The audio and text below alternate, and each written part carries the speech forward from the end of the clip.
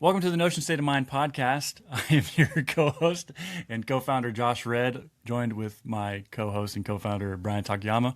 And today we took a bit of a different track. We did have a plan for this podcast. We had a script, and we got into the recording room and we started talking, and it was recording, and we just decided to go where the conversation took us. And so we'd love for you to follow along and let us know what you think about it. We're going to talk about things from the future of work to AI to do we think that AI is going to be good or bad for humanity? I actually don't know how much our producer is going to cut, so we'll see. But we get into it and would love to know what you think about this format. So without further ado, this is the Notion State of Mind podcast.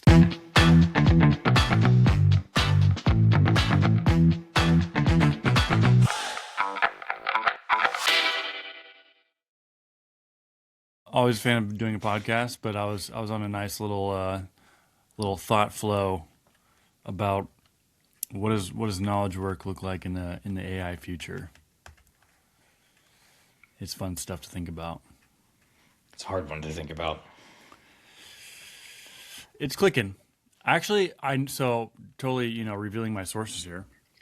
Not that it was like the original like seed of the idea, but in Ava Gutierrez's one of her things, she said screenless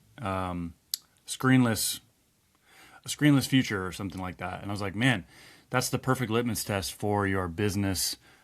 Like what AI, like what your business should be in the AI future is like, if it doesn't make sense or if it requires UI to make sense of the logic lives in the UI and not in the actual artifacts, that's broken. Like that's AI bolt-on. AI native is when the entire thing is modeled without ever having a screen necessary to render it. Obviously, you need a screen to like interact with it, but maybe you could do it without even a screen. Like you could talk to it and it could talk back. Like if that's the future, right? But the logic, the business logic in the SaaS era has existed on the UI or in other areas and not in the actual knowledge. I don't know the stats here, but the visual processing power is, I think, exponentially higher than both our audio and our vocal processing power. This is okay. So what you're saying is a yes and a no here. I totally agree with you. It's a yes and a no. I totally agree with you. The point here is not that you interact with or cannot use a screen, but it's that the screen is or like the UI that you see is surfaced from the logic that comes from the model itself. The model is just knowledge and logic, and then when I'm you aligned. want to, 100%. yeah, you ask it to surface you the perfect UI for it, but the UI wasn't required in the first place to model it. Yeah. Conceptually, I'm aligned to this. I think that it's I don't think we're close to that With Notion or just in the world or what? in the world. Yeah, I mean, what's the barrier though? What do you think? The ability to traverse walls with maintaining permission sets. Okay, so like the permission matrix, like the access matrix. Yeah, like every piece of knowledge that it needs to be able to be surfaced to the right person at the right time in this model. And we can't manage permissions correctly in any software. We can't even use multiple email addresses on one cloud account. Let alone Claude can't actually even get into most banks right now. And I don't know if we want to. So like the actual ability to surf it, like right now, that I think is the biggest hurdle to get there. Yeah. Yeah, I could see that fitting in. So what it actually came up with, and before I even started talking to Claude for like my thought partnership, I boiled it down to three things if I was going to build the structure or whatever. And the first one was decisions or agency, which is like your humans and your AI agents. The next one was your systems and rules, basically like if this, then that, your inputs and outputs. And then the other one was context, which is like the actual knowledge, the pieces of information, the artifacts, the ideas. And then as I was talking with it, it said there's five, and I didn't even tell it this. Like this was not preceded by my idea, but it basically came back with five, and it was those three plus states of the artifacts. Mm-hmm. And it's not just a simple change the status from this status to the next status, but it's like even the stage gates, that kind of concept built in where like you have to follow like the life cycle and the workflow, and then history. So not just the current, but the entire audit trail of everything that's ever happened. And when you do that, you can literally just you could have a timeline and just scroll backwards of everything that happened in your business to get to where it is. All the decisions, ideas, installing new logic and creating new artifacts, that would all be there. Who did it, when, why, the rules on what can interact with what. I don't know. Pretty fascinating. Exciting future we're entering. Too bad that wasn't the podcast topic. We are recording. Yeah, I noticed. My biggest thing on this thread, and maybe it'll get good enough to just, I don't know. I mean, I don't know why it doesn't already do this, but the ability to organize all of the outputs into a easy to index manner for human digestion or even system digestion is really hard even for the individual. And it's something that I'm spending a lot of time on. So I love that you're thinking about the same thing. I'm just trying to build it for myself at the moment. And even just building it for myself, this Bryan operating system index is quite cumbersome. And this is one person, 6 different software, one index and class or an information classification system. And this is something that I'm thinking about a lot, is like, how do you scale this? And I don't know the answer to it yet. Yeah, yeah. I mean, one of the main things that really caught my attention, or at least was like a big area of opportunity that came up in my mind as I was thinking about this, was like, what has the idea has probably been thought of already, like, right? Like somebody's actually probably come up with the right framework here. I don't think we're actually, in any sense, probably reinventing the wheel. It's very possible that somebody in the 80s has already come up with a system that is perfect for an AI world, but the cost for actually maintaining the system is just completely, untenable for a normal worker in the 80s or 90s or even 2010s or 20, or so. Well, that's kind of the whole, like, AI compresses work, is like, now what I think people are thinking still in the same box of systems that we currently work in and how to make them more efficient. But it's like, what happens when we think outside the box, if you'll allow me to say that, Outside the system. and build from first principles, right? And maybe somebody's actually done some of the heavy lifting on the thought side, but maybe they were ahead of their time. And now we actually have the tools in front of us, AI, who can just work endlessly without any sort of complaint, unless you're Ava, our team member, who loves to get AI to trash talk her. But yeah, in a world where you have this kind of really inexhaustible labor, so to speak, what is now available to us? And I think this is a really fascinating one to kind of go further down the path on, is like, maybe let's rethink how business logic and tooling works in the first place. Not that I'm trying to, create the next notion or anything, but if we can understand it from first principles, we can kind of see, when you know the rules, you know how to deal with the exceptions. And I wouldn't put it past Notion to already be kind of doing this kind of thought experiment. Data tagging, yeah. Yeah, thinking about, we should have the ability to use AI, use tooling on the back end to attach interesting tagging to make it more effective for a workspace. Like, anything that appears to be a knowledge database, just tag it as a knowledge database. Anything that appears to be an operational project database, to, like, have that sort of back-end tagging to create this back-end matrix that is more accessible to AI. And eventually, maybe the blank page shock doesn't actually exist. It's just an image of the galaxy. Yeah, well, users, I mean, you currently still have to think in systems a little bit to really use it the best. And Notion, I think, is really good, the best of all consumer accessible software for using databases, modeling data. And if you even put it up against those 5 layers that I mentioned earlier, it's like the states, like, it's actually really close. It just doesn't have any sort of stage gating. It's not a first class principle that there's workflows that in a particular type of object has to go through this life cycle and go through these rules and gates. Like, you can just kind of change it. So when that's not first class in the software, it has to be in the discipline of the user and the knowledge of the user to be able to do it correctly. So It's one thing that Salesforce gets really well that Notion Yep. can't do yet. But column-based permissions would enable this, and data validation would enable this. I guess those are both individual criteria for it. Nothing you're saying is crazy though. It absolutely feels reasonable and in the future. I think there's two things that I think of. One is organizations that already exist today going from current legacy to that. Probably not possible. Not without AI doing the vast majority of it. So like, how does an organization transition to it? But another thing that I'm thinking of is how do we test this on startups or companies that are new to Notion? Let's figure out how to build an operating system of the future and test drive it with them to make it happen. Yeah. Yeah. I mean, if you can't fully realize the future from like a first class approach, because we have to deal with Notion and its current limitations, but also features. There's a lot of areas where like you can build a system on top of the system to kind of give you that same layer. It's like a pseudo layer in a sense.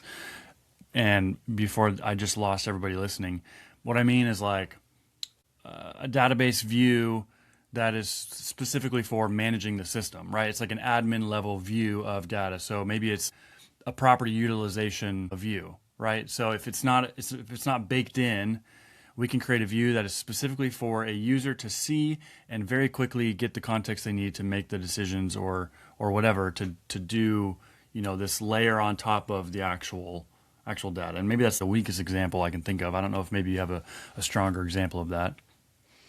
I don't at the moment, but it's something that I'm going to be thinking about quite a bit probably after this. Great. Cheers. What you just told me is that I didn't make any sense, and that's totally acceptable.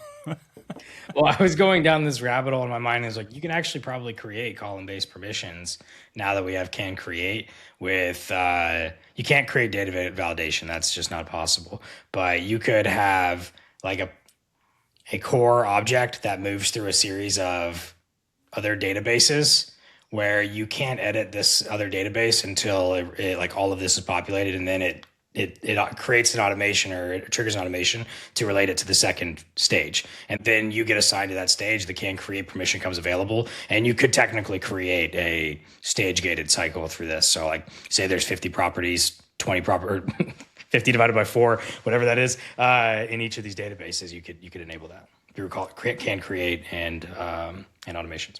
Yeah, interesting. So if I'm tracking you correctly, what you're saying is the stages would be a database in itself, Yeah. and you only get to unlock the next kind of editability or information or whatever if that stage is attached to the object. Correct. How would you keep somebody from? How would you actually keep somebody from like changing a status, for example? Like, So this is what I mean. The data validation aspect is not possible, right? Like gotcha. in Salesforce, what's really great is it moves on to one stage. You can't go back to the previous stage, but it opens up the next 10 properties. In this system I'm talking about, anyone could go just change the status to stage 1, stage 2, stage 3, and then get access to all the databases. But if you weren't being illicit in that flow and were following the system, you could do stage 1. Once you have all of these, that triggers the completion of all of these, triggers a status change or triggers you to move to the next database. Yeah. Okay, yeah. So you've got almost your columns, your column permissions. They're visible, right? Like everybody would see them, but actually having the access to edit them is only kind of layered through going through the stages, which is Correct. And you only have access to edit them if you have access to one record, or you only have access to see them if you have access to one record within the database, because it's can create, right? Like you don't see the underlying database unless an object has been added to you. yeah. That's actually pretty novel, pretty fascinating. Yeah. Well, I think it's how stage gated systems actually function today. Plus data validation. That's just can create is opening up a whole nother avenue of Notion use, and data validation will come. I'm confident. What would be the first use case that, like, let's say we get off this podcast and you go and validate it and test it. What kind of workflow are you testing that with? For me personally, and I don't think anything would really fall into this one, but there's a lot for clients that are really interesting. There's two for clients that are There's a few for clients that are really interesting. CRMs are the natural one, right? Salesforce CRMs. Each stage has a specific set of things that you need, right? Like as the deal progresses, you need more information.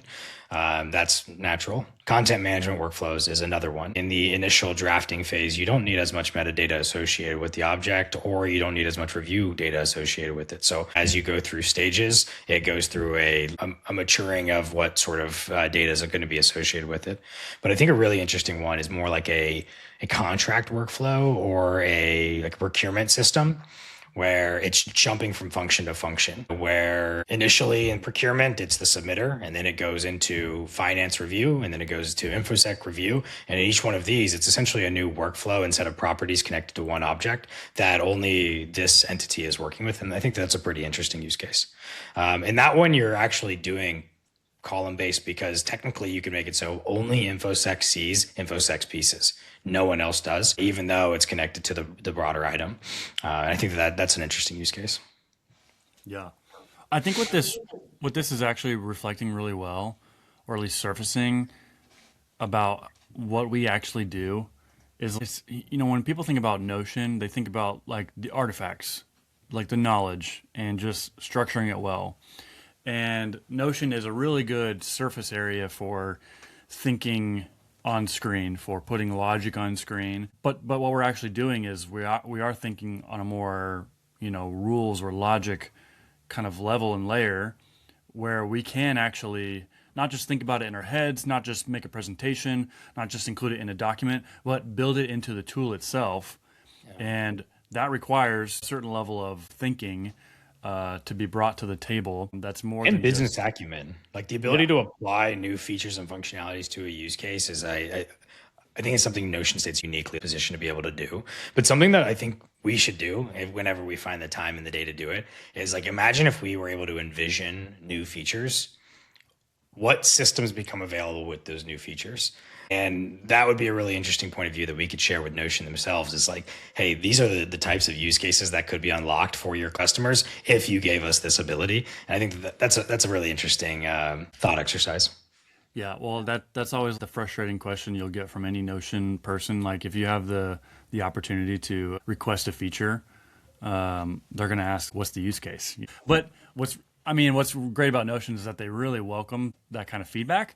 But, just a little preparation for you to, if you ever get the chance to talk to somebody as a listener, any of our listeners, definitely come with the feedback, but have the use case in mind. Because, I come from, even just like the community of really Notion purist builders. And we just want the features. And I'm not even going to say that we weren't right. I think we have a lot of the correct ideas because we have this kind of gut intuition on what a primitive is, or like a first principle kind of building block is. We see when it's at its most basic level that there will be emergent things that come out of it rather than very prescribed software pieces. So what I'm saying is, like, that was our strength, but our weakness was probably not actually seeing the use case or thinking through the use case. And of course, as we've built out Notion State, that's become a lot more clear. We've actually got a lot of reps with, but for me in particular, coming from the builder side, that was probably the lens that I was lacking 4 or 5 years back in the past. I still think about early on when we only had HoneyBook as our main retainer. There was a use case that was requested from their fintech team, and it was to do a really sophisticated user story sprint management system that was really tailored to their team. And I wasn't very good at Notion in those days. So we actually were on the phone for, I don't know, maybe a week and a half straight, building out the craziest workflow diagram because you knew how to build it. You had no idea what a user story was or what this sprint management system was. And I had a little bit of an idea of what they needed at this time because I was pretty new to product development from an actual tech firm. So we were trying to like mix these two. And I don't know, it was a massive Miro diagram. And some of the boxes we had to zoom in that had an additional 30 steps into it. I still remember that back in the, the early days. Yeah.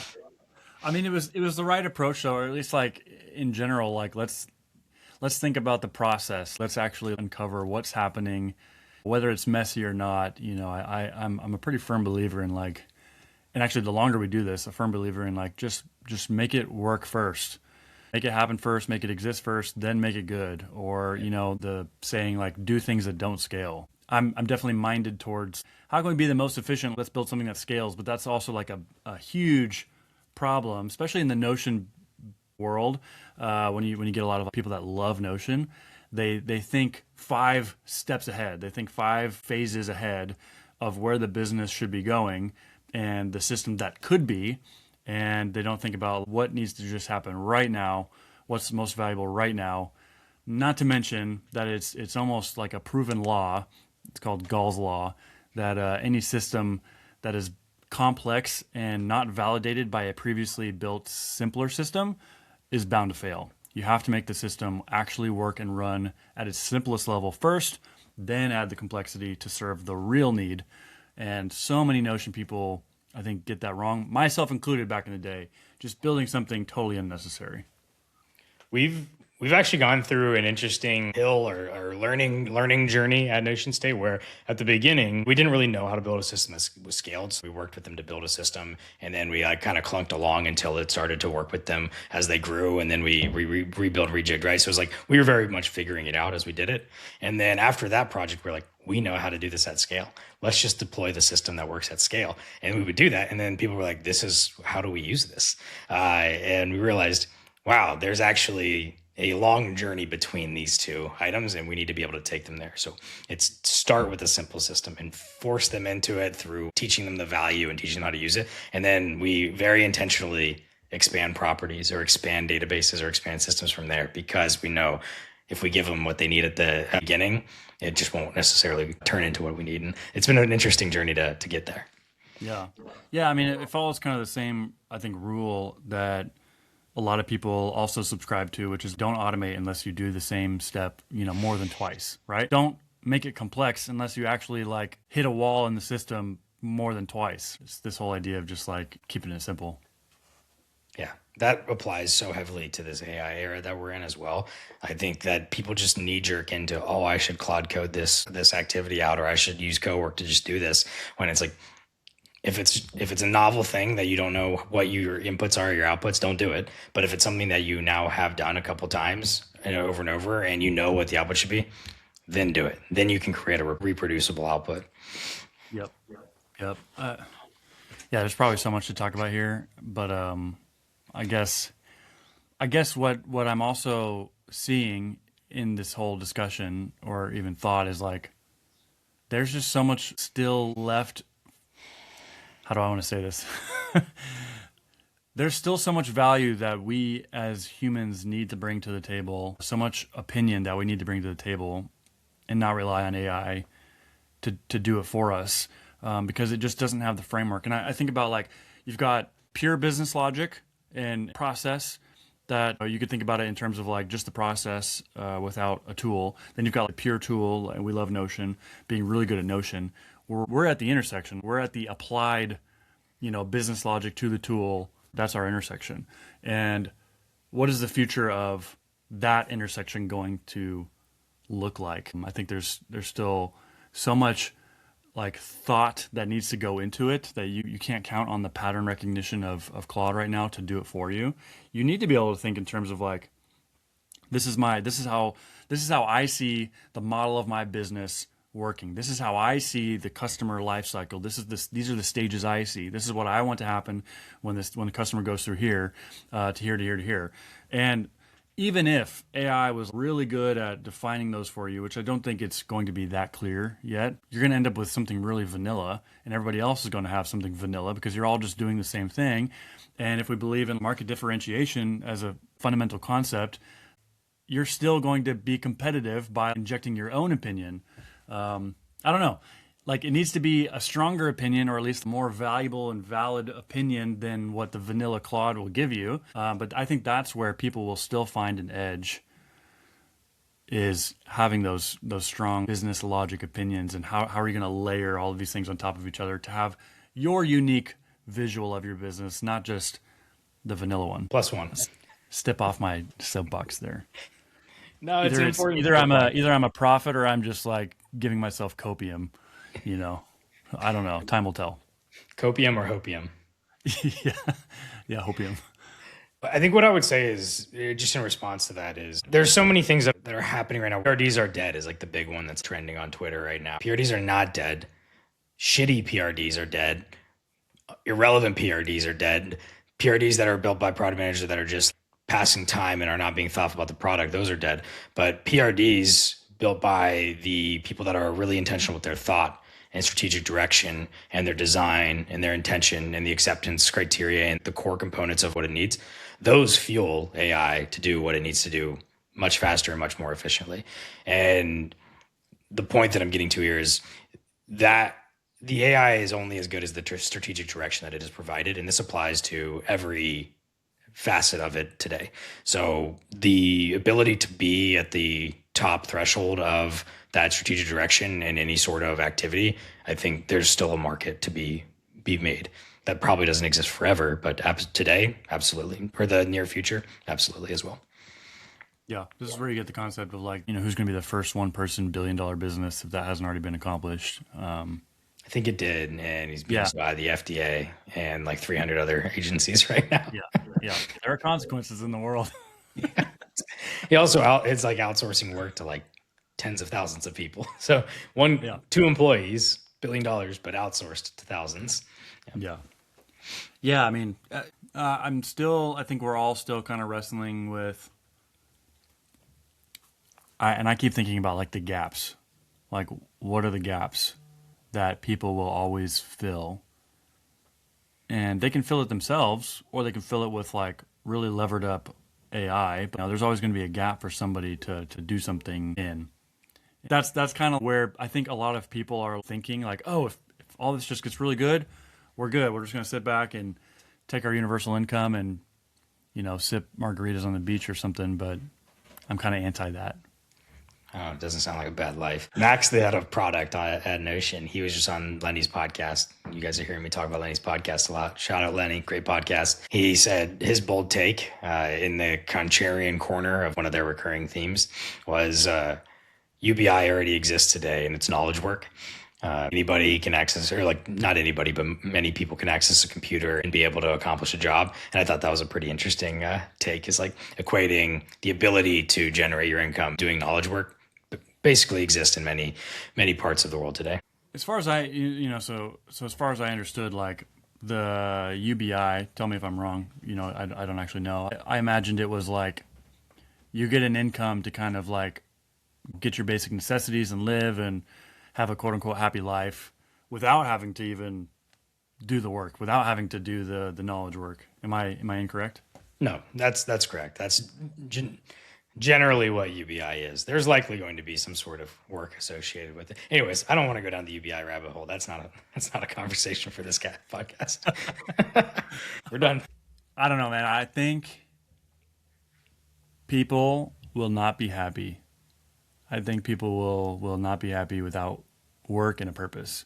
I'm reminded of I don't know which president it was. It was a famous one. It was during, I think, the Depression. I don't know. You can look it up. The Road to Nowhere. To give men work to do, and they made money and they worked. They built roads, in wherever in America. When people found out that it was a road to literally nowhere, it failed because nobody actually wanted to do it anymore. The purpose was gone, even though they were doing work, making money.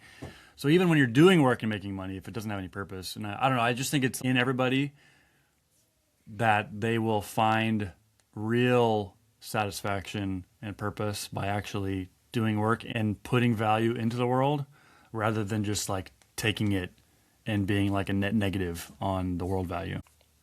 Yes. But I don't think it's work. It's the feeling of being valued and driving impact. And a lot of things that exist today in the workspace or in the workplace are not value felt or making impact, but we still do them. Yeah. Action items after a meeting or sending out this newsletter or what have you. And AI rightfully should replace that. But the question I would pose is how does AI not just replace that individual? How does that individual adapt to a position of where they are feeling valued or they are making impact and justifying their place in the organization? Yeah. Yeah, I think, if I think of artificial intelligence as a moral neutral, the same way maybe nuclear understanding was maybe a moral neutral, it can go two vastly different ways, right? Nuclear power, nuclear bombs. AI can go like actually helping people be a lot more valuable, like actually do more valuable things in the world. Or it could go another way, maybe like the Terminator, Skynet kind of reality, or other things. That's the one. That's the piece that I kind of see as like, oh, this if we could do this right, like, this is actually like a really good thing for the world, with a lot of potential for really bad. And if there's bad actors, you can guarantee that they're going to try and use it for those kind of things. So we have to be vigilant on that. But anyway, I digress. What's your prediction? Give me your prediction ratio of Terminator to Star Trek. Ooh, I probably actually think more in terms of like Blade Runner. If we combine the Optimus robots with AGI, like what world are we going to live in? My prediction. Oh man, this is actually such a tough and revealing question that maybe I don't even have a resolution on. Because like in one sense, it's like, do I think the world is going to get better, or do I think it's going to get worse? Maybe the real question is if we're actually going to cut this.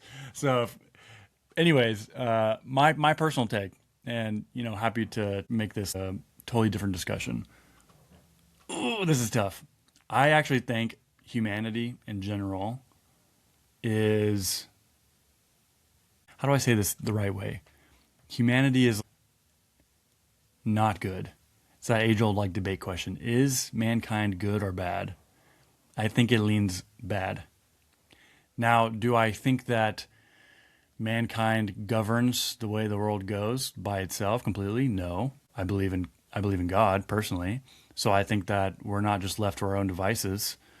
So then it's a question of, where do I think these two things will meet in the future? Where do I think the world will end, and how? I don't know. Fascinating take. Very opposite end of the spectrum.